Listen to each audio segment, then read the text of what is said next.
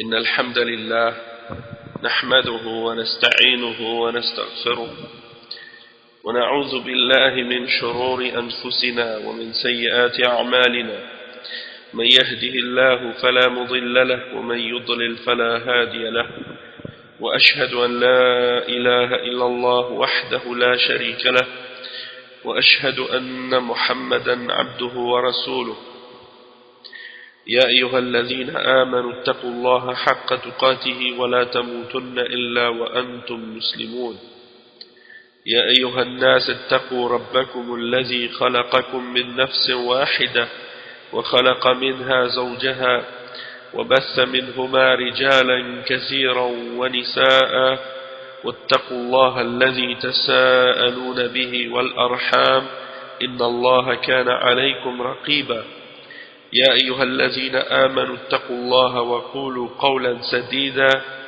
يصلح لكم أعمالكم ويغفر لكم ذنوبكم ومن يطع الله ورسوله فقد فاز فوزا عظيما أما بعد وإن خير الكلام كلام الله وخير الهدي هدي محمد صلى الله عليه وسلم وإن شر الأمور محدثاتها وكل محدثة بدعة وكل بدعة ضلالة وكل ضلالة في النار أما بعد.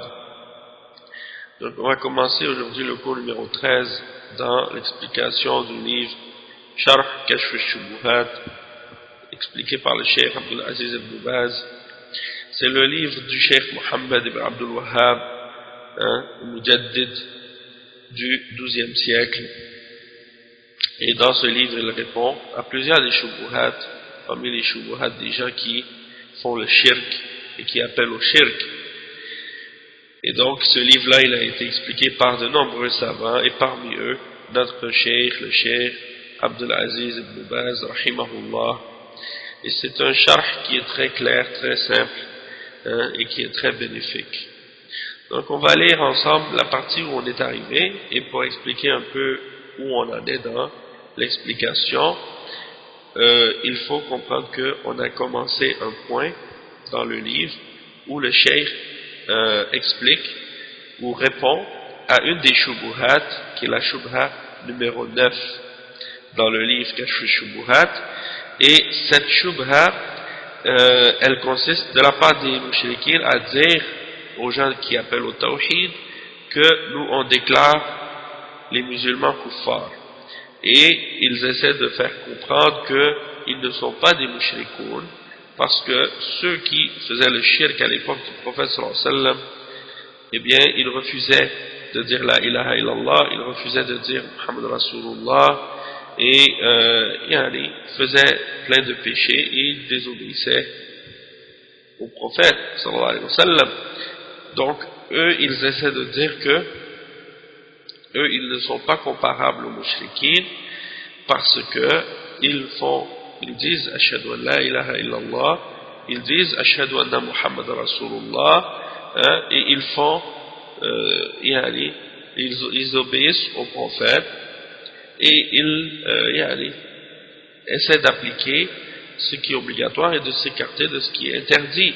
Donc ils disent on n'est pas comparable aux mushrikoun, et le cheikh Mohammed ibn Abdul Wahhab, il leur répond par plusieurs points. On a mentionné jusqu'à maintenant 4 points parmi les réponses qu'on peut donner à cette shubha, et aujourd'hui on va lire la réponse numéro 5 et 6 à ces shubuhat. Et c'est pour leur expliquer en même temps que c'est pas suffisant seulement de dire la ilaha illallah et de dire Muhammad Rasulullah, alors que la personne qui le dit, elle est en train de pratiquer différentes formes de shirk. Ça annule son témoignage. Et la même chose aussi, si quelqu'un il dit la ilaha illallah, Muhammad Rasulullah, mais qu'il nie des choses qui sont affirmées par la charia, et il rend halal ce qui est haram, ou d'autres choses de ce genre, eh bien ça lui servira à rien.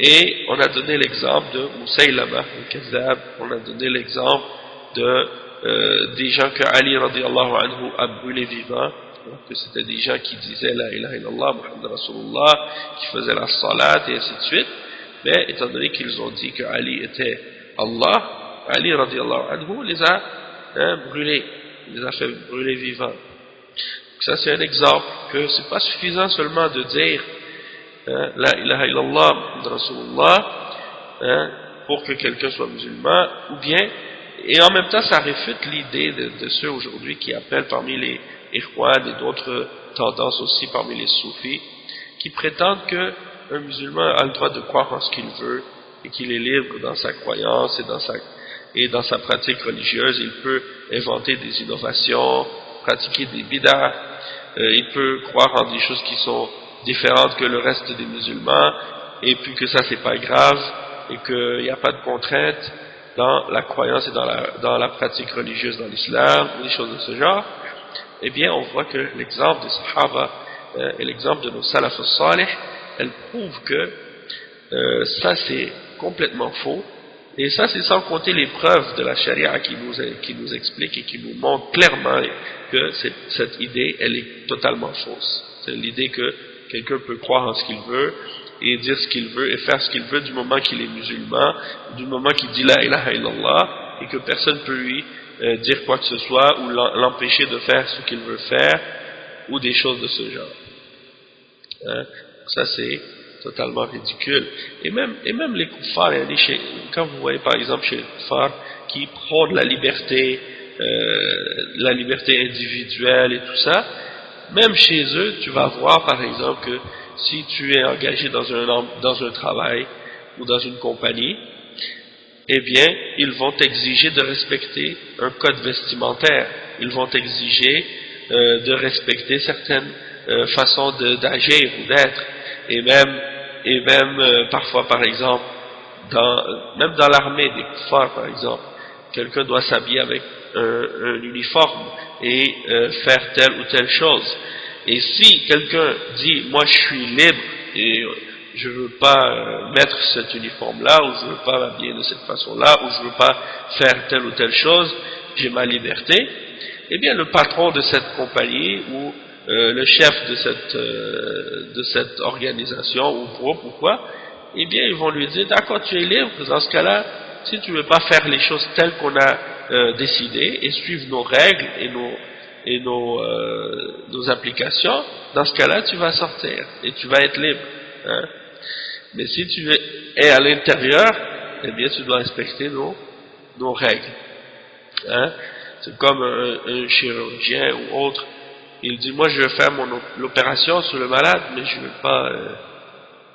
je vais pas porter le vêtement qu'il faut porter pour faire une opération, ou bien l'autre dans l'armée qui dit moi je vais faire telle ou telle chose, ou si on lui ordonne il dit non je le fais pas, eh bien il va se faire punir par les responsables de l'armée. Donc ça c'est des exemples. Si c'est comme ça dans les lois des kuffars et dans le mode de vie des kuffars, pourquoi ça ne serait pas dans la religion d'Allah subhanahu wa ta'ala?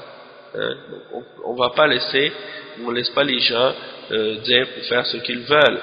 Et ceux qui sont responsables de corriger les problèmes et les erreurs des gens qui ont des erreurs dans leur aqidah ou qui ont des problèmes dans leur pratique religieuse, comme par exemple des gens qui refusent de faire la salat et qui doivent être jugés ou punis dans ces choses-là, les responsables de corriger ça, c'est les savants de l'islam et les ulama et les dirigeants dans les pays musulmans. C'est pas bien entendu le père dans sa maison aussi qu'il a une autorité, mais en même temps c'est pas n'importe qui dans la rue qui peut appliquer certaines peines ou punitions dans la charia, c'est seulement le dirigeant musulman. Et je mentionne ça aussi parce que quand j'étais en Haïti, il y a certains frères avec qui j'ai discuté parfois et j'avais l'impression qu'ils avaient l'idée qu'ils pensaient que c'était permis pour eux d'appliquer la charia comme ça individuellement, parce qu'il y a beaucoup de gens qui ont compris l'islam incorrectement de cette façon-là. Ils pensent que quand il n'y a pas un dirigeant musulman, ça veut dire que chacun par la suite il a la liberté ou le droit de faire appliquer les peines islamiques de lui-même. Et ça c'est totalement faux et incorrect. Mais c'est juste, j'ai mentionné ça juste pour donner un exemple et pour faire comprendre. Et un autre point aussi qui est important à comprendre par rapport à ces questions qui ont rapport à l'islam, sur la question par exemple de la contrainte dans certaines questions qui ont rapport avec l'islam pour les musulmans, quand ils refusent de pratiquer quelque chose ou qu'ils font quelque chose qui est haram et qu'on les punit, vous allez voir plusieurs kuffars parmi les chrétiens ou les juifs ou les laïcs ou les athées qui vont commencer à critiquer l'islam à cause de ça ou s'objecter. Et même, par exemple, dans l'Ancien Testament, chez les chrétiens et chez les juifs, vous trouvez des versets qui expliquent les règles de la charia de Moussa et comment il y a des punitions pour certains péchés, comment il y a des punitions et certaines règles à suivre, même la lapidation pour les gens qui font l'adultère ou des choses comme ça. Toutes ces lois-là, ces règles-là sont mentionnées dans leurs livres et ils ne les appliquent pas. Les chrétiens ne les appliquent pas parce que eux, ils s'imaginent que Jésus est venu abolir ça. Donc ils ne les appliquent plus. Et les juifs, eux, ils les appliquaient plus déjà depuis longtemps. La raison pourquoi ils les appliquaient plus, c'est à cause de justement à cause de leurs ulama qui ont corrompu leur religion et qui ont interprété ça d'une manière à dire que ces lois-là, en fait, elles ne sont pas applicables pour de vrai, c'est des lois qui sont mentionnées comme ça dans la Torah, mais on ne peut pas les appliquer. Et une des raisons pourquoi ils ne peuvent pas les appliquer aussi, c'est parce que ils n'ont jamais établi un État établi sur la Torah. Et lorsqu'ils l'ont eu, ils ont eu un dirigeant qui appliquait les lois divines à l'époque de Daoud, à l'époque de Sulaiman, ils jugeaient selon la loi divine. Mais par la suite, qu'est-ce qui est arrivé? C'est qu'ils ont été écrasés par d'autres nations, d'autres peuples, et depuis cette époque-là, ils n'ont jamais réussi à établir la Torah par la suite, parce qu'ils se sont fait à chaque fois écraser, et par la suite ils sont allés se mélanger dans les différentes nations du monde, et ils ont mélangé leurs coutumes avec les coutumes des autres peuples, et ils ont commencé à réinterpréter leurs livres de manière à pouvoir vivre chez ces peuples-là sans appliquer leurs règles et leurs lois, les lois que Dieu leur avait données. Et donc aujourd'hui, ils ont complètement perdu leur religion, ils ne peuvent plus l'appliquer correctement, justement à cause de l'interprétation que ces savants-là ont faite pour justifier justement le fait de ne pas appliquer les lois divines. Tandis que les musulmans, jusqu'à aujourd'hui, alhamdoulilah, on s'accroche tout le temps à ces lois-là et à ces règles-là, et encore aujourd'hui on a des pays comme l'Arabie Saoudite, alhamdoulilah, où on applique encore la charia, et jusqu'à la fin des temps, alhamdoulilah, il y aura toujours des musulmans qui vont continuer à appliquer ce qu'ils peuvent de la loi d'Allah subhanahu wa ta'ala. Donc c'est pour dire que il ne faut pas essayer de la part de ces kuffars, il ne faut pas qu'ils essaient de comparer l'islam avec le christianisme. Il ne faut pas qu'ils essaient de comparer l'islam avec le judaïsme. L'islam, c'est l'islam. Et quand ils parlent, eux, de laïcité et de religion, ils disent la religion c'est une chose personnelle, c'est quelque chose qui se vit par rapport à un individu, sa relation à Dieu, et que ça s'arrête là, c'est dans la sphère privée seulement. Ça s'applique ça s'applique aux religions autres que l'islam, parce que ces religions-là sont des religions comme ça.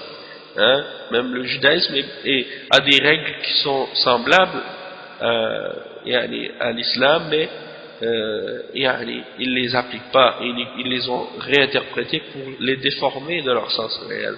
Tandis que les musulmans, non, on croit en ce qui est mentionné dans la révélation et on les applique. Et on n'a pas à les réinterpréter. Puisque si on demandait à ces kuffars, par exemple, laïcs, est-ce qu'on peut prendre vos lois et votre code pénal et votre code civil et le réinterpréter à notre façon et dire que c'est symbolique, il ne faut pas le prendre littéralement, et que toutes vos lois dans vos livres que vous avez écrits avec vos propres mains, que vous avez inventés vous-même, dans lesquels vous rendez licite ce que Dieu a interdit et que vous rendez interdit ce que Dieu a permis et ordonné, hein, est-ce que vous accepteriez qu'on dise que ces lois-là ne doivent pas être prises littéralement et qu'on doit les interpréter selon nos désirs? Alors dans ce cas-là, il n'y aurait plus de lois, hein, et vous auriez plus de système juridique ou pénal. Eh bien, c'est la même chose pour nous les musulmans. On applique qu'est-ce qui a été révélé. Et qu'est-ce qui a été révélé par Dieu, c'est supérieur à toute autre chose que vous pourriez écrire avec vos mains ou inventer avec vos esprits. Hein, parce que l'esprit humain, elle est limité. Et l'être humain, il est ignorant par nature et faible. Et donc, ces lois sont toujours limitées. Et elles vont toujours amener des contradictions. Et elles vont toujours se contredire les unes les autres. Tandis que la loi divine, elle est complète et parfaite. Et la raison pour laquelle elle est complète et parfaite, c'est parce qu'elle vient d'un Créateur suprême, tout-puissant, omniscient, sage et parfait, hein, et qui a tous les attributs de la perfection.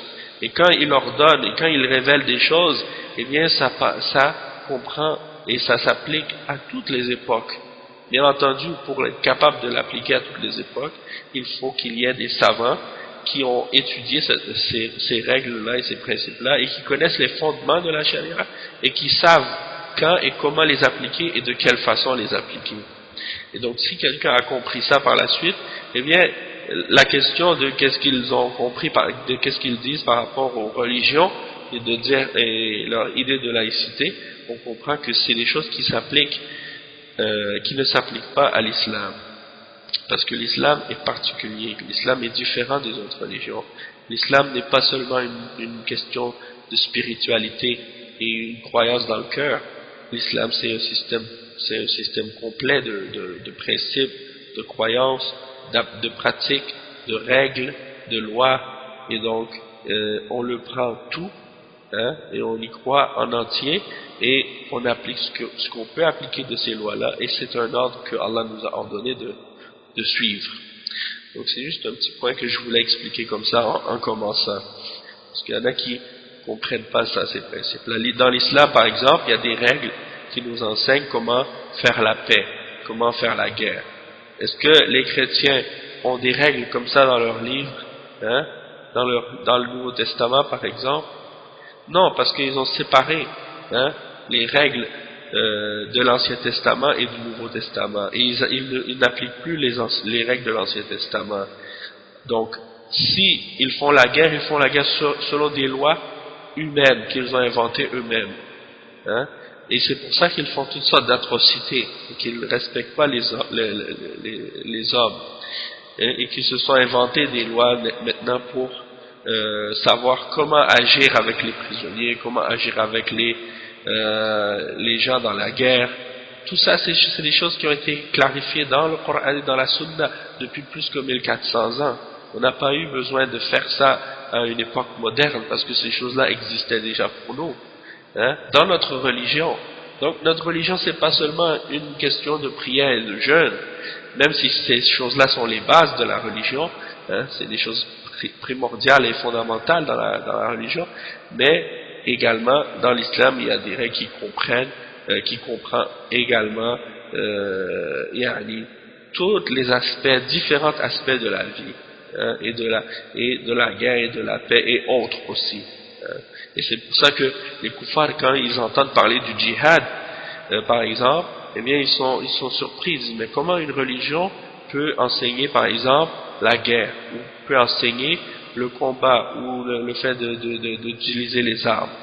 Eh bien parce que l'islam c'est pas une religion justement comparable aux autres, hein? Et c'est la religion d'Allah, c'est la religion de Dieu, c'est la religion des prophètes, c'est la religion qui a été appliquée et enseignée par tous les messagers que Dieu a envoyés sur la terre, depuis Adam jusqu'à Jésus, jusqu'à Muhammad sallallahu alayhi wa sallam, et tous les autres prophètes, Moïse, Abraham, Jacob, Isaac. Ils ont tous enseigné ces règles-là et ces principes-là et ces croyances-là. Donc, ceux qui ont suivi la religion de ces prophètes-là, eux, ils comprennent qu'est-ce que signifie réellement la religion. Tandis que ceux qui suivent, par exemple, des religions qui ont été fabriquées par l'homme, comme le christianisme, ou le judaïsme aujourd'hui, ou bien les autres religions inventées par l'homme aussi, qui adorent des idoles et qui adorent autre que Dieu, ou qui croient en la Trinité ou des choses comme ça, ou qui prient des choses inertes, ou qui croient en des esprits ou en des djinns. Toutes ces religions-là sont des religions fausses et inventées par le shaitan, par le diable, pour les égarer. Et donc, s'ils se basent sur ces religions-là comme étant des références pour juger l'islam, c'est normal qu'ils vont faire une injustice à l'islam, parce que l'islam n'est pas comparable à ces religions-là, et on ne peut pas la comparer.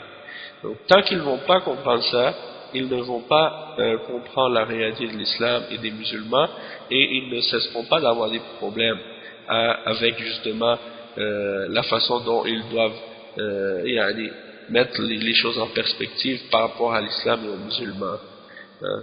Et on pourrait en parler plus longtemps, mais on va commencer tout de suite notre cours, Inch'Allah. Donc le cheikh Muhammad ibn Abdul Wahhab, rahimahullah, il dit, comme réponse en numéro 5 à la shubha numéro 9, donc on a dit qu'il y avait 9 réponses, le cheikh il donne 9 réponses. Là on va lire la réponse numéro 5 ensemble, Inch'Allah. Et ça c'est la suivante. ويقال أيضا بنو عبيد القداح الذين ملكوا المغرب ومصر في زمان بني العباس كلهم يشهدون أن لا إله إلا الله وأن محمدا رسول الله ويدعون الإسلام ويصلون الجمعة والجماعة، فلما أظهروا مخالفة الشريعة في أشياء دون ما نحن فيه أجمع العلماء على كفرهم وقتالهم، وأن بلادهم بلاد حرب وغزاهم المسلمون حتى استنقذوا ما بأيديهم من بلدان المسلمين. ويقال أيضا. Et maintenant, donc là j'ai lu le point numéro 5 et je vais lire le point numéro 6 puis après on va les traduire tous les deux. ويقال أيضا إذا كان الأولون لم يكفروا إلا لأنهم جمعوا بين الشرك وتكذيب الرسول صلى الله عليه وسلم والقرآن وإنكار البعث وغير ذلك، فما معنى الباب الذي ذكره العلماء في كل مذهب باب حكم المرتد وهو المسلم الذي يكفر بعد إسلامه؟ ثم ذكروا أنواعا كثيرة كل نوع منها يكفر ويحل دم الرجل وماله، حتى أنهم ذكروا أشياء يسيرة عند من فعلها مثل كلمة يذكرها بلسانه دون قلبه أو كلمة يذكرها على وجه المزاح واللعب. Donc maintenant je vais traduire les deux points. Le point numéro 5, on peut également leur dire que Banu Ubayd al-Qaddah sont ceux qui font partie de la secte des Ubaydiyoun, ceux qui ils ont renversé les dirigeants qui étaient dans le Maghreb et en Égypte à l'époque de Bani al-Abbas, et ils ont pris le pouvoir dans ces pays-là, ils se sont installés là-bas. Et ce sont des hérétiques comme les Ismaïliya, et les Batiniyoun. Ce sont des gens qui ne croient pas en l'islam, ce sont des kuffars. Tous les savants de l'islam, ils ont déclaré kuffars. De même que les Fatimiyoun, les Fatimides en Égypte. Donc c'est des gens qui font partie des sectes comme les Ismaïlites et les Druze, les Nusayriya, tous ces groupes ésotériques et hérétiques. Le cheikh il dit, ils ont pris une grande partie des pays musulmans à cette époque. Et bien, ils témoignent tous de la ilaha illallah, de Muhammad Rasulullah. En apparence, ils disent ça. Et ils prétendent être musulmans, et ils font la salat, et ils font le jumu'ah, et ils prient en groupe. Mais, étant donné qu'ils ont contredit la charia dans plusieurs choses qui sont moins graves que qu'est-ce qu'on est en train de mentionner là, comme par exemple, moins graves que les exemples de shirk qu'on est en train de mentionner de la part des mouchriquins, les savants, à cette époque-là, se sont tous mis d'accord que c'était des kuffars et qu'il était obligatoire de les combattre. et que leurs pays étaient des pays en guerre contre les musulmans, que c'était des bilad harb, et les musulmans les ont combattus jusqu'à ce qu'ils réussissent à sauver ces pays-là de la main de ces hérétiques-là pour les libérer d'eux et pour que ces pays-là reviennent entre les mains des musulmans. Donc ça c'est un point important et un argument très fort pour montrer à ces gens-là que c'est pas suffisant seulement de dire la ilaha illallah Muhammad Rasulullah et de faire la salat et prier le Jumu'ah et prier la Jama'a. Et si tu contredis la charia dans d'autres aspects des fondements de l'islam, eh bien ça annule tout ça. Le point numéro 6, c'est de dire que également si on dit que les premiers parmi les mouchriquins, ceux qui faisaient le shirk à l'époque du prophète sallallahu alayhi wa sallam, que eux leur kufr c'était uniquement par le fait que ils ont fait le shirk et en même temps ils ont nié la prophétie du prophète sallallahu alayhi wa sallam et qu'ils ont rejeté le Coran et qu'ils ont renié la résurrection et d'autres choses de ce genre. Alors que signifie dans ce cas-là ce que les savants de l'islam ont mentionné dans chacun des madhhabs de l'islam, dans les 4 madhhabs, ils ont mentionné le chapitre dans leur livre qui s'intitule le chapitre au sujet du verdict de l'apostat, le verdict de l'apostat, c'est-à-dire un musulman qui a rejeté la foi après avoir cru en l'islam. Donc il était musulman, puis il a rejeté la foi en l'islam par la suite. Donc dans tous les madhhabs, il y a un livre, il y a un chapitre dans les livres de fiqh qui traite de ce sujet et qui mentionne les exemples et les règles à ce sujet-là. Le cheikh dit ensuite, puis ils ont mentionné différentes catégories ou différentes sortes d'actions ou de paroles ou de croyances que si quelqu'un fait ces choses-là, eh bien elles vont le rendre mécréant et elles vont rendre son sang et ses biens licites pour les musulmans. Ils ont même mentionné des choses très petites que quelqu'un peut faire qui semblent très, très banales ou très simples, très petites, mais qui, si quelqu'un le fait, il va quand même être considéré comme un kafir et sortir de l'islam. Comme par exemple une parole qu'il dit avec sa langue sans qu'il y croit vraiment dans son cœur. Ou bien une parole qu'il mentionne juste pour faire une plaisanterie, ou pour rire, ou pour jouer. Et malgré tout, il sort de l'islam à cause de ça. Donc ça c'est la parole du cheikh Mohammed Abdul Wahhab. Il a mentionné ces 2 exemples-là et on va lire ensemble maintenant qu'est-ce que le cheikh Abdul Aziz ibn Baz a mentionné à ce sujet pour comprendre les détails de qu'est-ce que cela signifie, Inch'Allah. Donc le cheikh Abdul Aziz ibn Baz rahimahullah, il dit Alhamdulillah wa sallallahu wa sallam ala rasulillah amma ba'd. هذا البحث رد على عباد القبور وعباد الأولياء في زمن المؤلف كما تقدم، يقيم الحجج عليهم، لأن الإنسان متى أتى بمكفر كفر ولو شهد أن لا إله إلا الله وأن محمدا رسول الله، لأنهم يحتجون عليه يقولون كفار قريش وأشباههم لا يشهدون أن لا إله إلا الله ولا يشهدون أن محمدا رسول الله، ونحن نشهد أن لا إله إلا الله وأن محمدا رسول الله ونصلي ونصوم، كيف تكفرنا؟ ينكرون على الشيخ محمد بن عبد الوهاب لماذا تكفرنا ونحن نشهد أن لا إله إلا الله وأن محمدا رسول الله ونصلي ونصوم، وتحتج علينا بالآيات التي نزلت في كفار قريش، وكفار قريش يعبدون الأصنام ويشهدون أن لا إله إلا الله كفار قريش يعبدون الأصنام ولا يشهدون أن لا إله إلا الله ولا يشهدون أن محمدا رسول الله، وكذبوه وقاتلوا وقاتلوه وما نحن مثلهم. فالمؤلف بين كما تقدم بالحجج الكثيرة التي تبين كفرهم، وإن قالوا نشهد أن لا إله إلا الله كما أن المنافقين يشهدوا أن لا إله إلا الله وأن محمدا رسول الله ويصلون ويصومون، ومع هذا هم أكثر الناس في الدرك الأسفل من النار، لأنهم قالوا بالألسنة ما ليس في القلوب. Donc on va traduire cette partie, on va lire la suite ensemble après. Donc le cheikh il commence en disant louange à Allah et paix et salut sur notre prophète.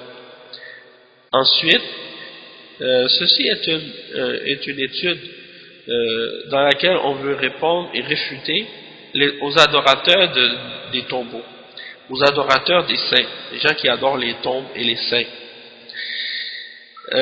À l'époque de l'auteur, comme on l'a mentionné précédemment, et il établit contre eux les preuves que du moment que quelqu'un ramène un acte ou une parole ou une croyance qui fait devenir mécréant ou qui fait tomber dans la mécréance, et bien que cette personne-là devient mécréante même si elle témoigne de la ilaha illallah, que rien ne mérite d'être adoré excepté Allah, et de Muhammad Rasulullah, que Muhammad est le messager d'Allah. Pourquoi? Parce que les gens à l'époque du cheikh Muhammad ibn Abdul Wahhab, ils essayaient d'utiliser comme argument contre le cheikh en disant par exemple les kuffars de Quraysh et ceux qui leur ressemblent, ils ne témoignaient pas de la ilaha illallah, ils refusaient de témoigner, et ils ne témoignaient pas non plus que Muhammad sallallahu alayhi wa sallam est le messager d'Allah, tandis que nous, c'est-à-dire les adorateurs des tombes, les adorateurs des saints, ceux qui adorent les morts, les prophètes qui sont morts dans leur tombe, ils les adorent, ils adorent les hommes pieux dans leur tombe, donc ils leur demandent des choses, et ils leur font des pèlerinages à leur tombe, et ils sacrifient des animaux pour eux. Ils disent, nous, on dit la ilaha illallah, on dit rien ne mérite d'être adoré excepté Allah, et on dit que Muhammad est le messager d'Allah, et on fait la salat, et on fait le jeûne. Pourquoi ou comment peux-tu nous déclarer kuffar alors qu'on fait tout ça, et les kuffars de Quraysh ne faisaient pas ça? Alors le cheikh il dit, ils essaient de critiquer le cheikh Muhammad ibn Abdul Wahhab, et ils désapprouvent le fait que le cheikh Muhammad ibn Abdul Wahhab les déclare kuffar. Ils disent, pourquoi tu nous déclares kuffar alors que nous on dit la ilaha illallah et on dit Muhammad Rasulullah et on fait la salat et on fait le jeûne, et toi tu utilises contre nous des versets qui ont été révélés à propos des kuffars de Quraysh et tu les appliques sur nous, et tu dis, tu appliques ces versets là sur nous, alors que les kuffars de Quraysh, eux, ils adoraient des idoles et ils ne disaient pas la ilaha illallah Muhammad Rasulullah, et ils niaient la prophétie du prophète sallallahu alayhi wa sallam, et ils l'ont combattu, et nous on n'est pas comme eux, c'est ça ce qu'ils disent. Ils disent, nous on n'est pas comme eux, alors comment tu peux nous déclarer kuffar? Alors le cheikh Muhammad ibn Abdul Wahhab, il leur répond et il leur explique, comme on l'a mentionné avec les explications précédentes, il leur montre plusieurs preuves qui clarifient que ils sont kuffars, même s'ils disent on témoigne ou on dit ashhadu an la ilaha illallah, je témoigne que rien ne mérite d'être adoré excepté Allah, parce que même les hypocrites, par exemple les munafiqoun à l'époque du prophète sallallahu alayhi wa sallam, ils disaient la ilaha illallah Muhammad Rasulullah, et ils faisaient aussi la salat et ils faisaient le jeûne avec le prophète sallallahu alayhi wa sallam, et même qu'ils faisaient le djihad, ils faisaient plein d'autres adorations parmi les adorations que faisaient les musulmans, et malgré tout ils sont les plus mécréants parmi les hommes, et Allah dit dans le Coran qu'ils seront dans les plus profondes des profondeurs de l'enfer. C'est eux qui vont être le plus bas dans l'enfer à cause de leur mécréance, et que leur mécréance est plus grande que toutes les autres formes de mécréance. Donc pourquoi? Parce qu'ils ont dit avec leur langue ce qui n'était pas dans leur cœur. Le cheikh il dit ensuite هم يقولون نشهد أن لا إله إلا الله وأن محمدا رسول الله وهم في الباطن يكذبون ذلك وهكذا كفر المسلمون اليهود وهم يقولون لا إله إلا الله وكذلك الذي قالها من المشركين الذين عبدوا عليا رضي الله عنه أو استغاثوا بعلي وهم عباد الشمس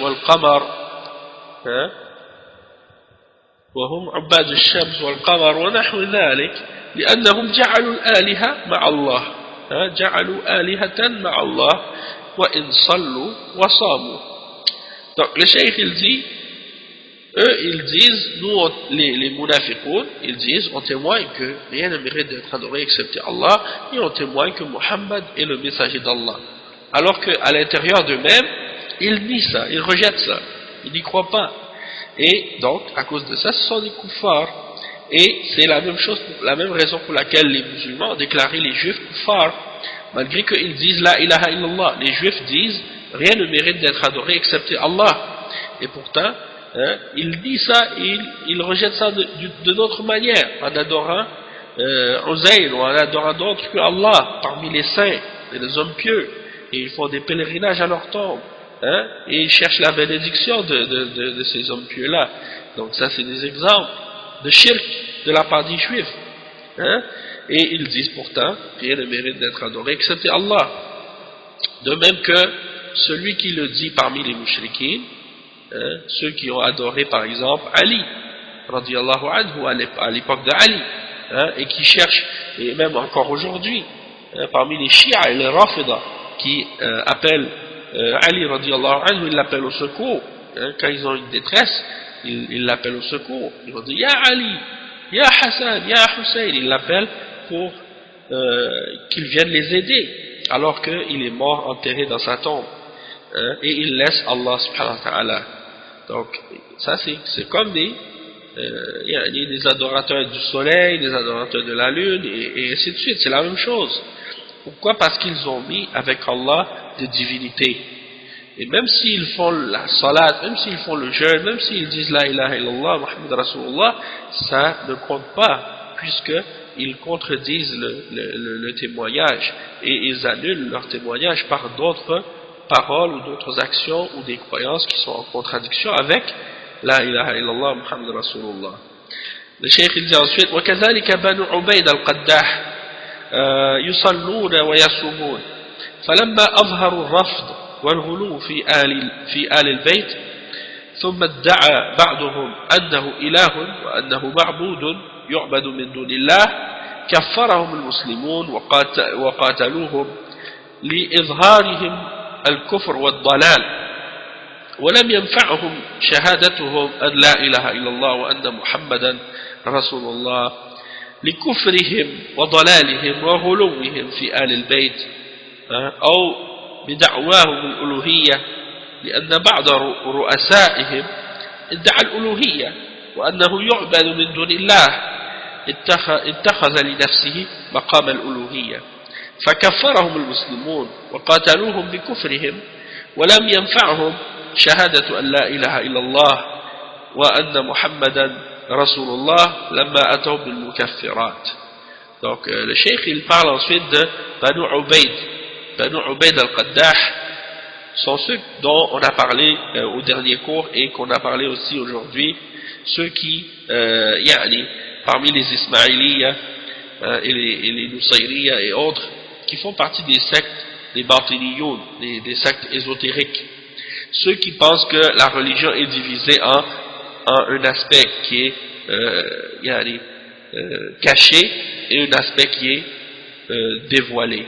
Donc ils pensent qu'il y a une partie de la religion qui est secrète et que personne ne peut connaître cette signification secrète dans le Coran et dans la religion, excepté ceux qui ont été initiés à leur secte.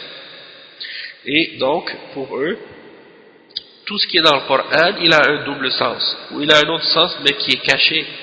Et donc, pour eux, par exemple, les musulmans en général, eux, quand ils entendent le terme salat, et que Allah leur ordonne de faire la salat, ça veut dire de prier et d'établir les 5 prières par jour, selon les exemples du Coran et de la Sunna. Mais pour eux, ça veut dire autre chose. La salat, ça veut pas dire ça. Ça veut pas dire de faire la prière, ça veut dire autre chose. Et le jeûne, ça veut dire autre chose. Et ils interprètent les prophètes d'une autre manière. Ils disent pas que les prophètes sont des hommes envoyés par Allah subhanahu wa ta'ala, auxquels il a envoyé des révélations, et des messages, des livres. Non. Pour eux, les prophètes, c'est comme les philosophes, des hommes intelligents qui utilisent leur intelligence et qui, avec leur intelligence, parfois, ils vont imaginer un monde imaginaire avec des anges et des choses comme ça qui viennent leur parler. Et donc c'est ça pour eux un prophète. Donc selon eux, être un prophète, c'est quelque chose qui peut être acquis. C'est pas quelque chose qui est donné par Allah subhanahu wa ta'ala. Donc ils ont plein d'autres idées comme ça, comme par exemple ils ne croient pas qu'il y a un paradis et qu'il y a un enfer réel qui existe. Pour eux, le paradis et l'enfer, c'est juste un état d'âme. C'est symbolique, comment ils disent, allégorique, c'est pas réel. Et plein d'autres exemples comme ça, de la part de ces égarés-là. Et parmi les Ismaélites, par exemple, il y en a à l'époque quand ils étaient au pouvoir en Égypte, ils ont pris un de leurs dirigeants qui s'appelait Al-Hakim bi Amrillah et ils l'ont déclaré Dieu. Ils croyaient que c'était Dieu incarné. Et donc ils l'adoraient en dehors d'Allah subhanahu wa ta'ala. Donc eux ils croient que Al-Hakim bi Amrillah c'était Dieu. Et les Nusayriya, eux, ceux qui sont actuellement au pouvoir en Syrie, et ben c'est comme j'ai dit là au dernier cours, ceux-là ils croient que Ali radiyallahu anhu était Dieu. Ils croient que Ali radiyallahu anhu était Dieu. Et il adore en dehors d'Allah subhanahu wa ta'ala comme les Rafidah. Il adore en dehors d'Allah comme les Rafidah adorent Ali radiyallahu anhu en dehors d'Allah, et qu'ils font des pèlerinages à sa tombe. Et chaque année il y a des millions de gens qui vont là-bas à Najaf pour faire leur pèlerinage et pour adorer Ali. Donc ça c'est l'exemple du shirk. La même chose, ils font la même chose aussi avec tous les descendants de Ali radiyallahu anhu, parmi les 12 imams, ceux qu'ils appellent les 12 imams. Et le 12e d'entre ces imams, il croit qu'il est né, il y a plus que 1200 ans, il est né et puis il est devenu invisible. Et que depuis 1200 ans, il est en train de se promener dans le monde, en état d'occultation, comme ils disent. Et donc il est invisible, et puis à la fin des temps, il va réapparaître. C'est ça leur croyance, les chiites Rafidah. Donc ça, c'est des croyances de kufr et d'égarement et de shirk et de bid'a et de tout ce que tu peux imaginer. Donc, par rapport à Al-Ubaydiyoun et Al-Fatimiyoun, qui font partie des Ismaélites, donc ils ont des croyances donc de kufr comme ça. Malgré que c'est des gens que quand ils parlent, ils disent la ilaha illallah, Muhammad Rasulullah, ils font la salat, ils font le jeûne en apparence, donc toutes ces choses-là, c'est des choses qui montrent qu'ils sont musulmans. Mais en même temps, ils ont laissé montrer leur appartenance à la tendance des Shia, et l'exagération au sujet de la famille du prophète sallallahu alayhi wa sallam, au point de prendre les descendants de Ali radiyallahu anhu comme des divinités en dehors d'Allah. Et ils ont même prétendu que certains d'entre ces descendants-là ont des attributs divins, effectivement, et ils les adorent en dehors d'Allah. Et si vous voulez plus de détails là-dessus, il y a les cours que j'ai fait sur les Shia Rafidah, 25 cours sur ça, donc vous pouvez retourner dans le site, Inch'Allah, vous pouvez les trouver. Et ensuite, le cheikh il dit ensuite que les musulmans, quand ils ont vu ça, ils les ont déclarés kuffar. Et ils les ont combattus pourquoi ils les ont combattus? Parce qu'ils ont montré leur mécréance et leur égarement.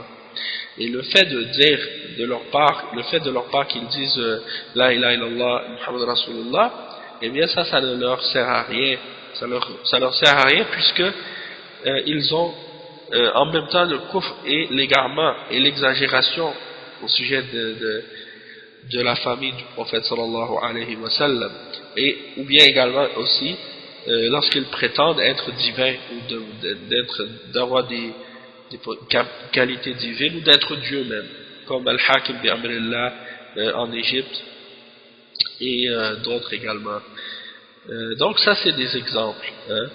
Et ceux qui suivent aujourd'hui les Aga Khan, ce qu'on appelle les Aga Khan, c'est la même voie que ces Ismaélites là à l'époque, hein. De même que les Bouhara, et il y a d'autres aussi, d'autres tendances aussi parmi ces Ismaélites aussi, et la même chose pour les Nusayriya en Syrie et ailleurs, c'est la même chose, hein. Donc ces gens-là, ils ont des croyances qui sont kufr et shirk, hein. Ils adorent des êtres en dehors d'Allah, hein, et certains d'entre eux même ils se sont prétendus Dieu. Donc ça c'est pour cette raison-là que les musulmans les ont déclarés kuffar et qu'ils ont combattu ces gens-là pour leur mécréance, et le fait d'avoir prononcé ou témoigné de la ilaha illallah et de Muhammad Rasulullah ne leur a servi à rien tant qu'ils ont justement ramené des exemples de choses qui sont kufr, qui les font sortir de l'islam. Le cheikh il dit وهكذا الأئمة عقدوا بابا سموه باب حكم المرتد في مذهب الحنابلة والشافعية والمالكية والحنفية، باب معروف أجمع عليه المسلمون عملا بقول النبي صلى الله عليه وسلم من بدل دينه فاقتلوه، وقال معاذ رضي الله عنه من بدل دينه يقتل قضاء الله ورسوله. فلما أسلم اليهودي ثم ارتد فقدم معاذ على أبي موسى وهو موجود عندهم يستتيبونه، قال معاذ لا ينزع حتى يقتل، قال معاذ لا ينزع حتى يقتل قضاء الله ورسوله،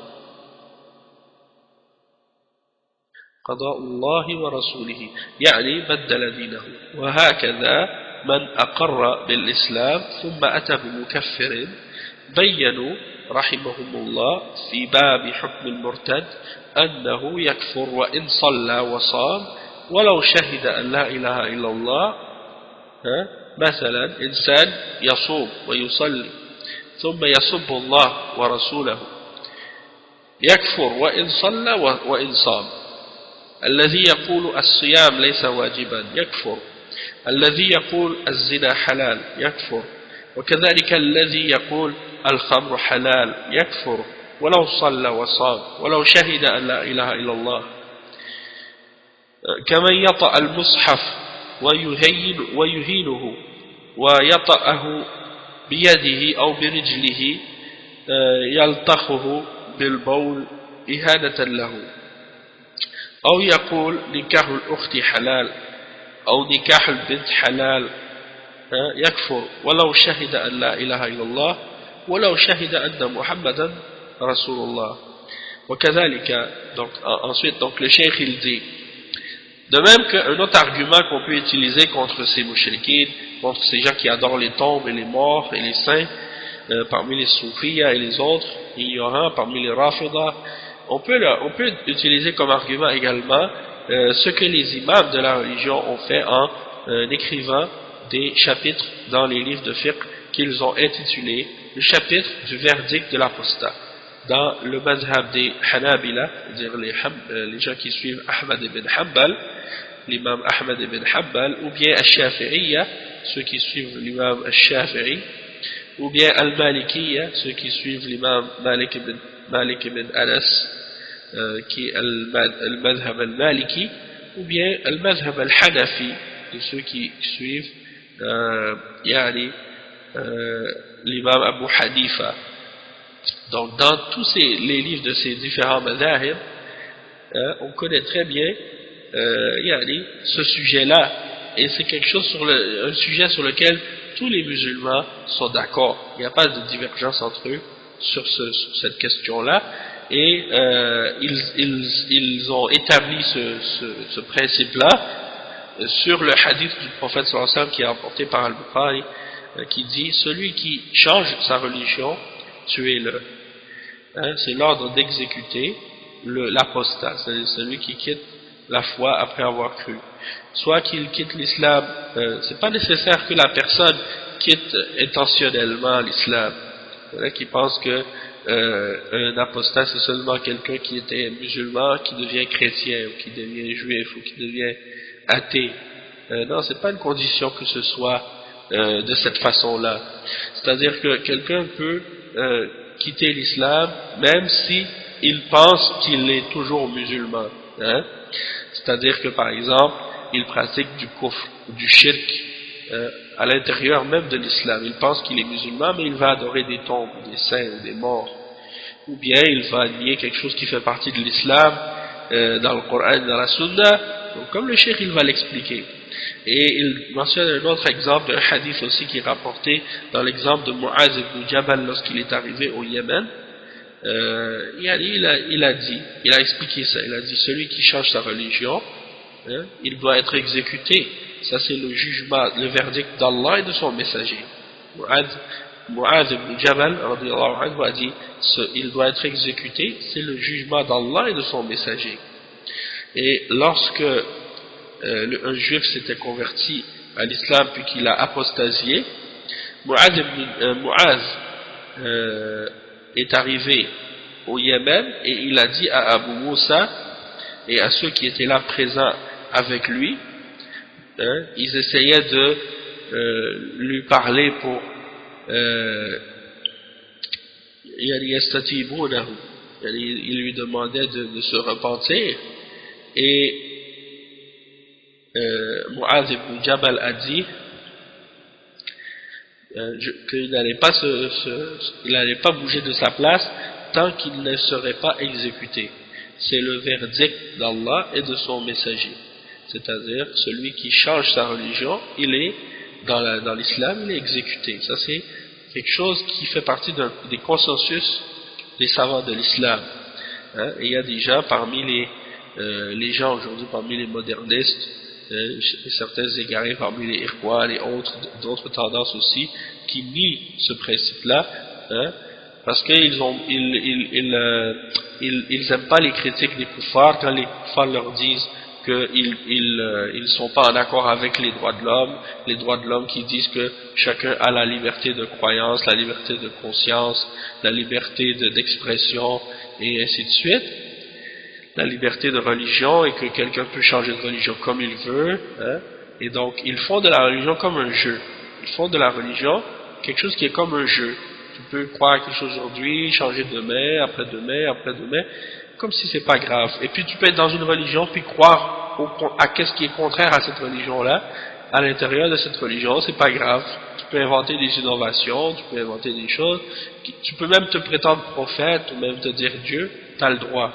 Personne ne peut t'interdire de le faire. Donc ça c'est pas en accord avec l'islam. Et l'islam accepte pas ça, il tolère pas ça. Donc certains de ces modernistes-là, comme par exemple Tariq Ramadan, et son oncle aussi, il a un oncle en Égypte aussi qui rejette la peine d'apostasie, et la même chose aussi pour Tariq Souaidan qui nie aussi la peine de l'apostasie, et plein d'autres aussi parmi ces soi-disant prêcheurs de l'égarement qui nient la peine de l'apostasie en islam. Ils vont en contradiction avec ce qui est clair dans le Coran et dans la Sunna et dans les paroles et le consensus des musulmans, des imams de l'islam. Donc il faut bien comprendre ce point-là. Et bien entendu, la peine de l'apostasie, c'est pas quelqu'un qui peut l'appliquer comme ça n'importe qui. Ça c'est comme la plupart des règles pénales dans l'islam, c'est seulement le dirigeant qui a l'autorité de faire appliquer ces peines-là. Et sinon, bien entendu, qu'est-ce qui se passerait dans la société musulmane? Eh bien, ce serait que il y aurait des individus égarés comme ça, et ignorants, qui se permettraient par la suite de déclarer qui ils veulent mécréants, et de se permettre par la suite de tuer qui ils veulent, sans preuve, sans compréhension, sans connaissance, et commenceraient à exécuter les gens comme ça, comme le font certains groupes, par exemple, les groupes d'Al-Qaïda par exemple, qui se permettent de tuer des otages. Quand ils prennent des otages, ils les exécutent, ou bien ils prennent des musulmans, ils disent non, ce sont des apostats, et puis ils les filment, et puis ils leur coupent la tête dans une caméra. Tout ça devant la caméra pour diffuser ça par la suite sur Internet.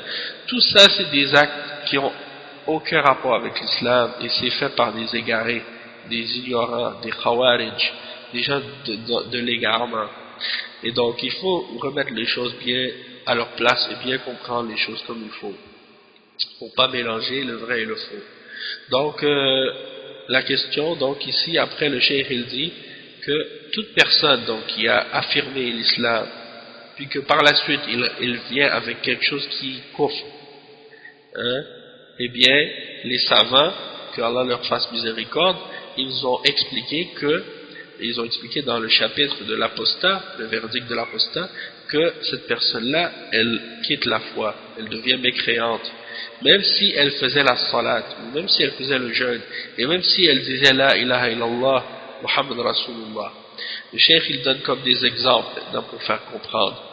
Il dit, par exemple, si quelqu'un il fait le jeûne et il fait la salat, puis qu'ensuite il insulte Allah et son messager, eh bien il devient mécréant, même s'il prie, même s'il jeûne.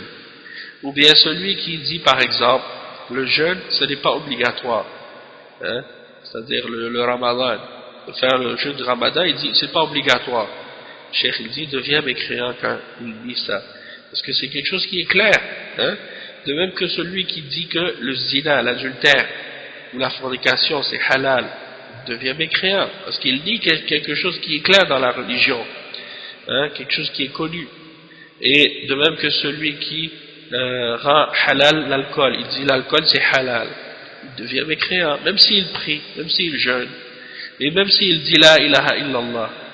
De même que celui qui prend un mushaf par exemple, une copie du Coran, puis qu'il met son pied dessus, ou bien qu'il le rabaisse, qu'il l'humilie, qu'il le rabaisse, qu'il le traite avec il le traite de façon irrespectueuse, comme par exemple il marche dessus dans le but de le rabaisser, et ou bien il le prend avec sa main ou avec son pied, et il met de l'urine dessus par exemple pour le rabaisser ou pour l'humilier.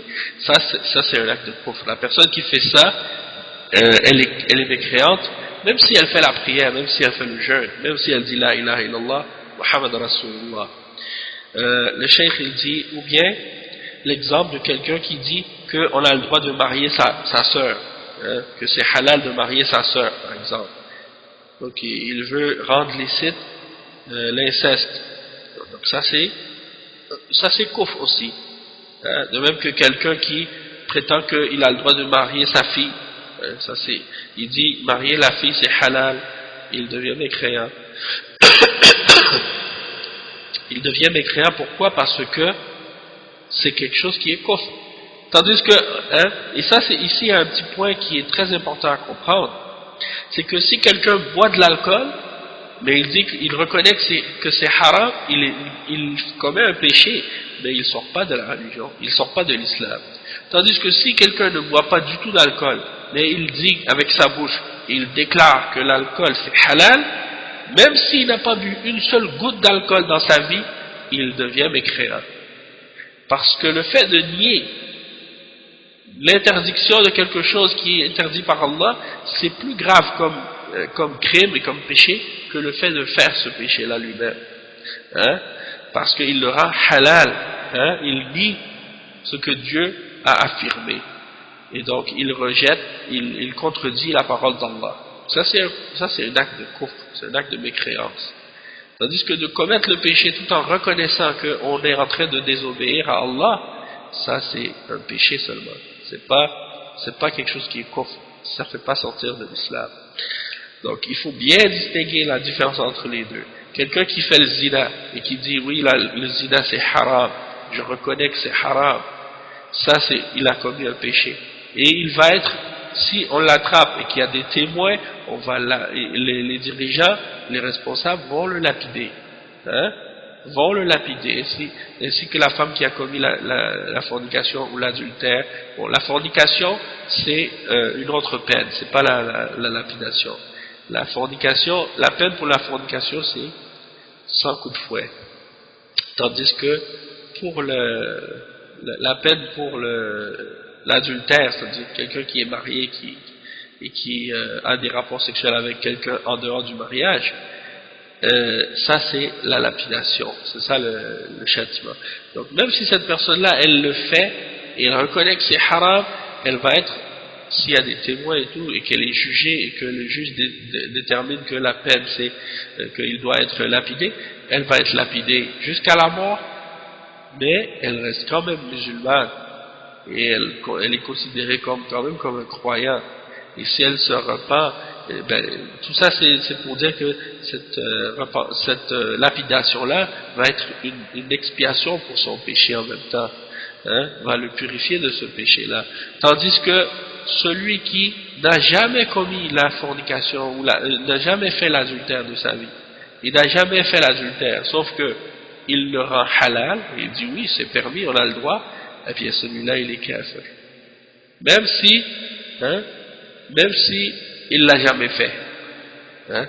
Donc ça c'est pour montrer que parfois les péchés qu'on peut faire avec notre cœur et avec notre bouche sont plus graves que les péchés qu'on peut faire avec notre main, avec notre corps. Comme par exemple quelqu'un qui tue une autre personne et elle reconnaît que le meurtre c'est haram et que tuer c'est pas permis, hein, mais elle l'a fait comme ça, par la colère ou d'autres raisons, et puis elle a tué quelqu'un comme ça. Cette personne-là, elle n'est pas mécréante pour avoir tué.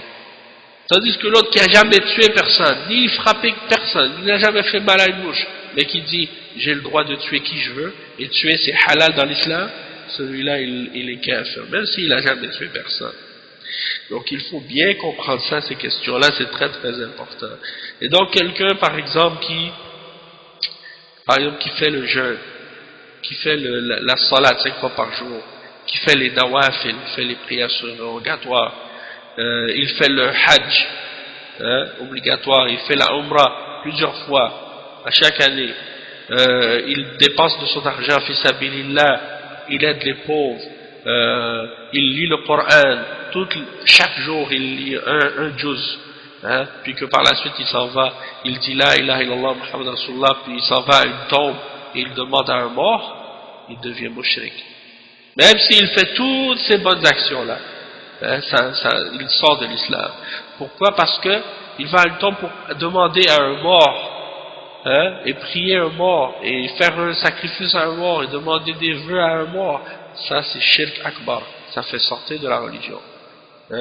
Et s'il croit que, même s'il ne le fait pas, mais il croit que c'est permis de le faire, c'est-à-dire quelqu'un il ne fait pas le shirk, mais il croit que le shirk c'est permis, que si tu le fais c'est pas grave, c'est pas interdit dans l'islam, il sort de l'islam aussi. Donc ça c'est important de bien comprendre le danger de ce genre de choses-là. Et c'est pour ça que la bid'a est plus dangereuse même que le péché, que le simple péché, parce que la bid'a c'est de rendre licite quelque chose qui n'est pas légiféré en islam, et de croire que Allah aime quelque chose sans preuve, et de faire une action, parfois même c'est un péché, et toi tu t'imagines que c'est quelque chose qui va te rapprocher d'Allah, comme par exemple ceux qui fêtent la naissance du prophète Mohammed sallallahu alayhi wa sallam. Ça c'est une bid'a, et que les gens sont en train de pratiquer en ce moment, parce que c'est la période à peu près dans laquelle ils pensent que le prophète sallallahu alayhi wa sallam était né, donc ils font ça chaque année. Et ça c'est quelque chose qui n'a jamais été pratiqué, ni par les sahaba, ni par les tabi'in, ni par les tabi'in. Et aucun des 4 imams des madhahib, Abu Hanifa, Malik, Shafi'i et Ahmad, ils n'ont jamais fêté la fête du prophète sallallahu alayhi wa sallam. De même que l'imam Al-Bukhari et Muslim et Abu Daoud, et An-Nasa'i, et At-Tirmidhi, et Ibn Majah, et l'imam Ahmad dans sa Musnad, et de même que les autres imams de hadith, aucun d'entre eux, on n'a jamais entendu parler de leur part de la fête du prophète sallallahu alayhi wa sallam. Tout ça, c'est des choses qui ont été inventées justement à l'époque de ceux qu'on vient de mentionner tout à l'heure, les Al-Ubaydiyya et les Fatimiyya. C'est à leur époque que l'adoration des tombes et des morts est apparue dans le monde musulman, et c'est à leur époque également qu'est apparue la fête ou la célébration de la naissance du prophète sallallahu alayhi wa sallam, par imitation des chrétiens qui fêtaient Noël, et des choses de ce genre. Donc ils ont voulu imiter ça et faire comme eux. Et hier j'étais dans une mosquée, pas hier, avant hier, j'étais allé prier dans une mosquée, et l'imam dans la khutbah, il a menti à propos d'Allah et de son messager, et il a dit que le prophète sallallahu alayhi wa sallam, il a dit que Allah a créé la première chose, c'était la lumière, et que il a créé le prophète Mohammed sallallahu alayhi wa sallam de cette lumière. Et il a dit que il disait que c'était rapporté par Al-Bukhari et que c'est rapporté dans les Sunan. Ce hadith-là n'est pas rapporté nulle part dans Al-Bukhari et il n'est pas rapporté dans les Sunan. C'est un hadith mawdou', fabriqué, qui n'a aucune part d'authenticité, ce hadith. Et il y a aussi d'autres hadiths qu'il mentionne, et il se base sur ces hadiths qui sont fabriqués pour essayer de dire que le prophète sallallahu alayhi wa sallam, il était un être de lumière, il n'avait pas d'ombre, quand il marchait à Médine, il n'avait pas d'ombre, ou des choses de ce genre. Il y a toutes des superstitions et des fausses croyances qui n'ont aucun rapport avec l'islam, et de dire que Allah a créé le monde entier pour le prophète Mohammed sallallahu alayhi wa sallam, alors que c'est pas ça qui est mentionné dans le Coran, hein? Donc tout ça c'est des choses qui sont basées sur des hadiths fabriqués, et eux ils tiennent à ces hadiths là comme si c'était une bouée de sauvetage, mais étant donné que c'est des hadiths faibles et fabriqués, c'est même pas des hadiths faibles, c'est des hadiths fabriqués, c'est-à-dire ils n'ont même pas d'isnad ces hadiths, et eux ils se basent là-dessus comme si c'était des preuves, hein? Et ils ont plein de shubuhat, des fausses croyances et des superstitions au sujet de ça, et ils font qu'est-ce qu'ils appellent la hadra, hein? Ils dansent entre eux, puis ils chantent, puis ils se balancent entre eux, ils font des mouvements au rythme du tambour comme ça, et ils pensent qu'ils sont en train de célébrer la fête du prophète sallallahu alayhi wa sallam, et parfois même ils vont chanter des anachides ou des poèmes, et dans ces poèmes il y a des paroles de roulou, d'extrémisme et de shirk, hein, à l'égard du prophète sallallahu alayhi wa sallam, comme le poème qu'ils appellent Al-Burda, hein, dans lequel ils disent par exemple وَإِنَّ مِنْ جُودِكَ الدُّنْيَا وَضَرَّتَهَا وَإِنَّ مِنْ عُلُومِكَ عِلْمُ اللَّوْحِ وَالْقَلَمِ. Donc ils prétendent que ce monde ici-bas et l'autre, ça fait partie des merveilles du prophète sallallahu alayhi wa sallam. Comme ils disent qu'ils pensent que Dieu a créé le monde pour le prophète sallallahu alayhi wa sallam. Et ils disent وَإِنَّ مِنْ جُودِكَ الدُّنْيَا وَضَرَّتَهَا وَإِنَّ مِنْ عُلُومِكَ عِلْمُ اللَّوْحِ وَالْقَلَمِ. Ils disent que parmi ta science, il y a la science de la table et de la plume et des tables préservées. Donc ça c'est la science d'Allah subhanahu wa ta'ala, et il l'attribue au prophète sallallahu alayhi wa sallam. Ça c'est shirk. Ça c'est shirk dans l'asma wa sifat. Et c'est un shirk akbar, hein, qui fait sortir de l'islam. Si quelqu'un croit que le prophète Mohammed sallallahu alayhi wa sallam connaît le ghaib, hein, et qu'il a la science d'Allah et qu'il connaît la science de la plume et des tables préservées, c'est un mushrik, un kafir. C'est pas un musulman qui croit ça, hein. Et ils disent aussi dans une autre partie de ce poème, il dit Ya akram al-khalqi ma li man alouzu bihi siwaka inda hulul al-hadith al-imami, ou quelque chose comme ça, yani, en voulant dire que ô toi la plus noble des créatures, qui aurais-je autre que toi pour me réfugier vers elle lors de l'événement grand rassemblement ou quelque chose comme ça au jour de la résurrection. En voulant dire qu'il cherche le refuge en le prophète sallallahu alayhi wa sallam au jour de la résurrection, au lieu de demander le refuge d'Allah et la protection d'Allah. Ça aussi c'est du shirk. Et il y a plein d'autres exemples comme ça dans des poèmes de ces soufiyines qui tombent dans le ghulou à propos du prophète sallallahu alayhi wa sallam et à propos de leurs saints et à propos de leur shuyukh, et ils font même du shirk avec eux. Donc ces gens-là, même s'ils disent la ilaha illallah Muhammad Rasulullah, ça ne veut rien dire pour eux, ça ne veut rien dire pour Allah subhanahu wa ta'ala, parce qu'ils font le shirk en même temps. Et ils rendent halal ce qui est haram, et ils font beaucoup d'autres problèmes. Le cheikh il dit ensuite وكذلك قالوا إذا تعلق بغير الله وعبد الشمس أو القمر أو الصنم أو عبد عليا أو فاطمة أو الحسين أو عبد القادر أو البدوي أو غيره كفر ولو صلى وصام ولو شهد أن لا إله إلا الله.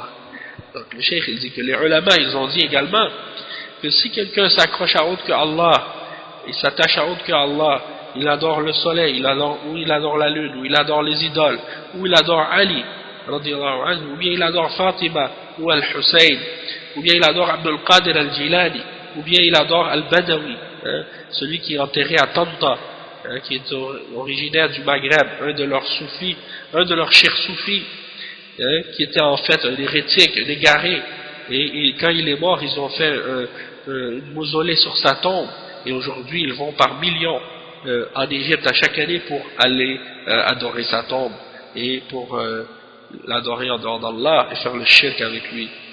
Donc ça c'est des exemples. Abdul Qadir al-Jilani la même chose, et Abdul Qadir al-Jilani il est enterré quelque part en Orient, et pourtant dans chaque pays il a une tombe, et les gens ils vont là-bas, ils lui construisent un dôme et ils vont faire des pèlerinages là-bas alors qu'il est enterré à une autre place. Mais parmi les croyances des soufis, c'est que quelqu'un il peut se multiplier comme ça. C'est-à-dire qu'il peut se dédoubler et apparaître à plusieurs endroits en même temps. Et Allah musta'an, comme des croyances bizarres comme ça. Allah musta'an. Donc il s'imagine peut-être qu'il était enterré dans toutes ces différentes places-là. Ça c'est complètement illogique. Donc le cheikh dit que les ulama ont dit que ceux qui font ça, qui adorent ces êtres en dehors d'Allah, ils sont des kuffars, même s'ils prient, même s'ils jeûnent, même s'ils disent la ilaha illallah Muhammad Rasulullah. Le cheikh il dit ensuite والمقصود المقصود أن الإنسان إذا أتى بمكفر بطلت أعماله لقوله صلى الله عليه وسلم من بدل دينه فاقتلوه، وقوله سبحانه وتعالى في القرآن ولقد أوحي إليك وإلى الذين من قبلك لئن أشركت ليحبطن عملك ولتكونن من الخاسرين. وقال سبحانه وقدمنا إلى ما عملوا من عمل فجعلناه هباء منثورا وما تنفع مع الشرك أعمال تكون هباء منثورا. وقال تعالى ولو أشركوا لحبط عنهم ما كانوا يعملون. الحاصل أن الإنسان إذا أتى بمكفر قولي أو فعلي أو قلبي أو شك كفر، حتى ولو شك فقال أنا أعرف أن لا إله إلا الله وأن محمد رسول الله، ولكن عندي شك في أن الجنة حق أو لا، أشك أن الله في السماء أو ليس في السماء، يكفر، أو أنه فوق العرش أو ليس فوق العرش، يكفر لأنه مكذب لله ورسوله. أو شك في نبوة محمد صلى الله عليه وسلم وقال أنا لا أدري أهو نبي أو ليس بنبي، يكفر. أو شك في نبوة نوح أو موسى وهود وعيسى وصالح وقال أنا أشك في نبوة هؤلاء، كفر. أو قال أختي حلال يجوز لي أن أتزوجها، أو بنتي حلال أتزوجها، كفر.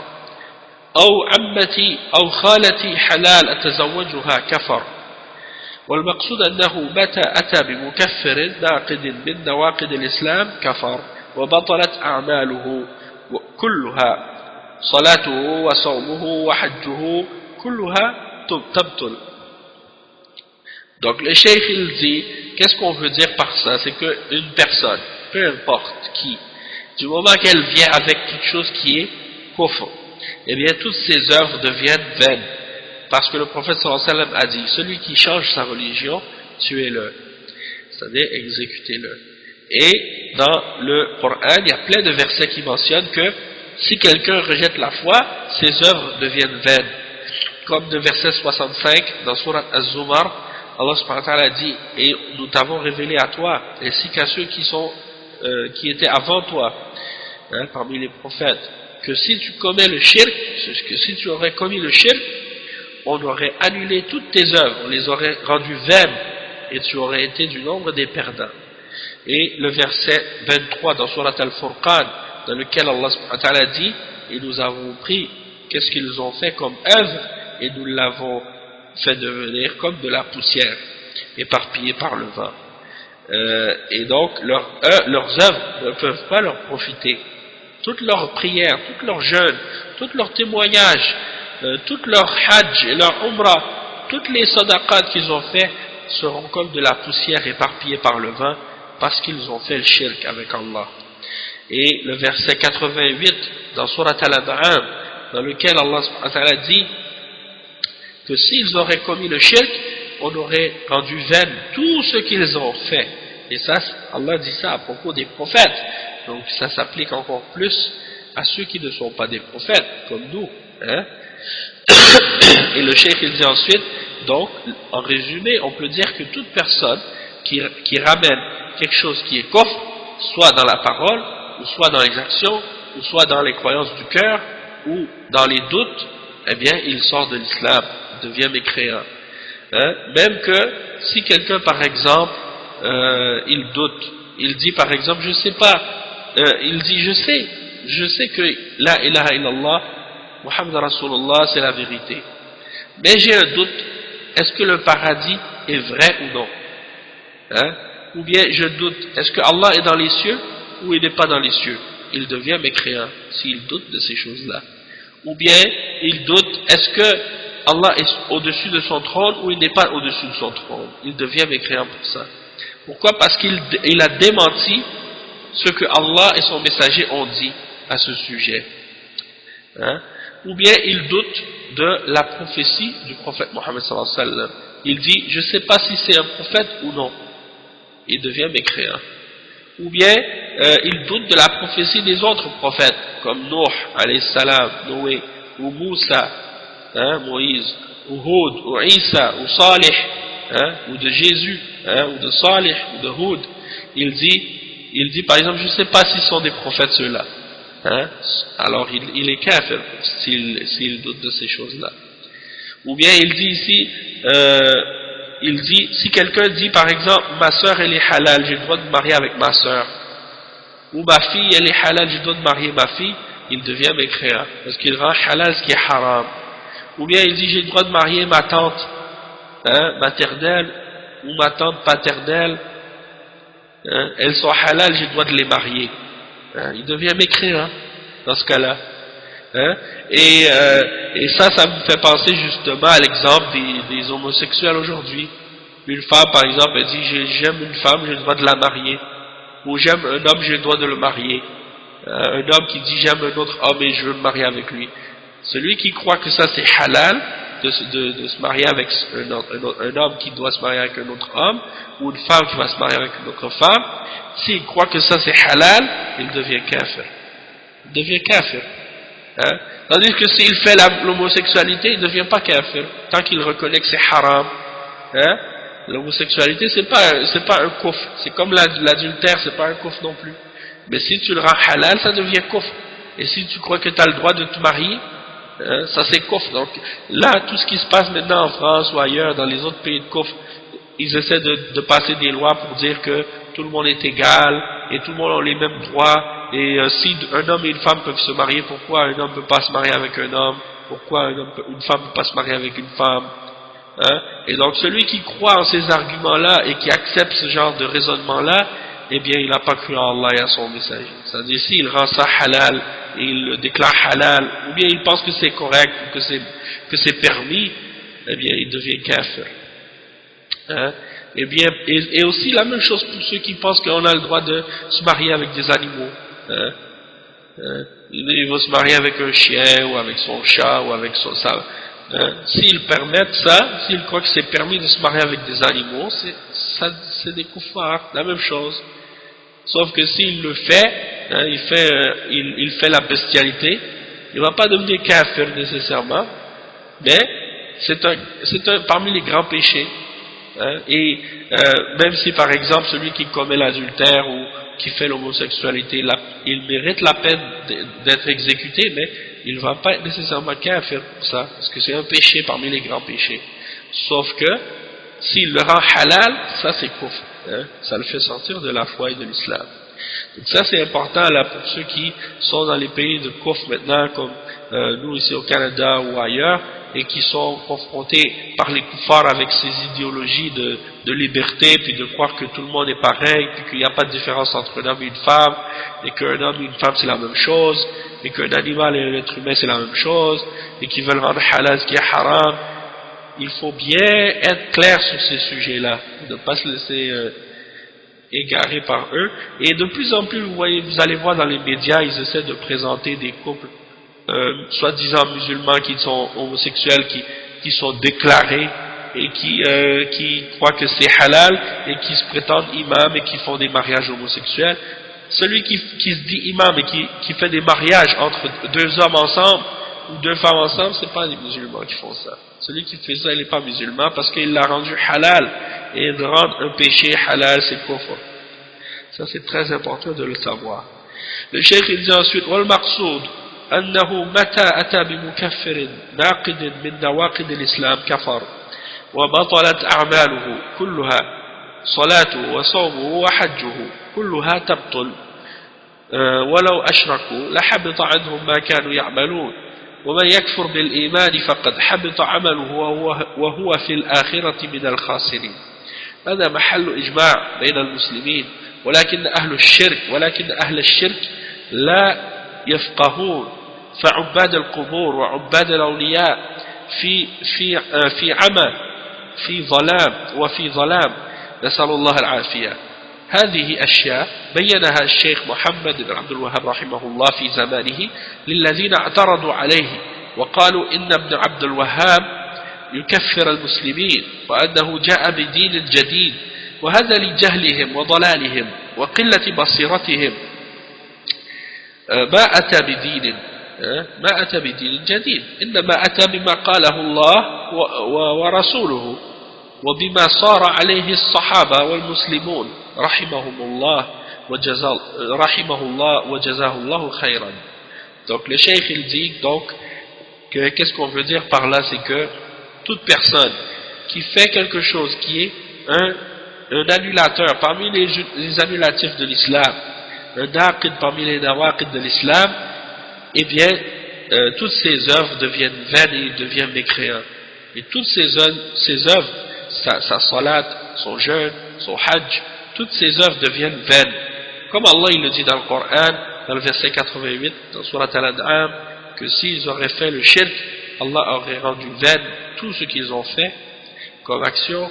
Et le verset 5 dans Surat Al-Ma'idah, et quiconque renie la foi, alors son œuvre devient vaine et il sera dans l'au-delà du nombre des perdants. Et ça c'est quelque chose sur lequel il y a un ijma' entre les savants, c'est-à-dire tous les musulmans sont d'accord sur ça, il y a un consensus sur cette question-là, mais les gens du shirk ne comprennent pas, et les adorateurs des tombes et les adorateurs des saints sont dans l'aveuglement et dans les ténèbres, hein, nasallallahu al-afiyah. Et le cheikh il dit que ça ce sont des choses que le cheikh Mohammed ibn Abdul Wahhab rahimahullah il a expliqué à son époque à ceux qui se sont opposés et objectés à lui, et ils ont dit oh le cheikh Mohammed ibn Abdul Wahhab il déclare kuffar les musulmans, hein, il est venu avec une nouvelle religion. Le cheikh il dit ça c'est à cause de leur ignorance et de leur égarement et du peu de compréhension de la religion qu'ils ont.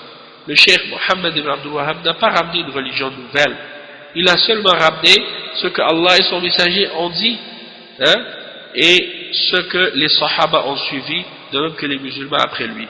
Que Allah lui fasse miséricorde et le récompense de la meilleure récompense. Donc eux, à cause de leur ignorance, ils pensent que le shirk c'est l'islam. Et ils pensent que l'islam c'est le shirk. Et que si tu fais le shirk, eh bien tu sors pas de l'islam. Et que si tu fais le kufr, tu sors pas de l'islam. Donc pour eux, si tu déclares quelqu'un qui fait le shirk et le kufr, tu les déclares kuffar, ils disent tu déclares kuffar les musulmans. À cause de leur ignorance, ils ne comprennent pas la différence entre le fait de déclarer kafir un mushrik et le fait de déclarer kafir un musulman qui fait des péchés. Il y a une différence entre les deux.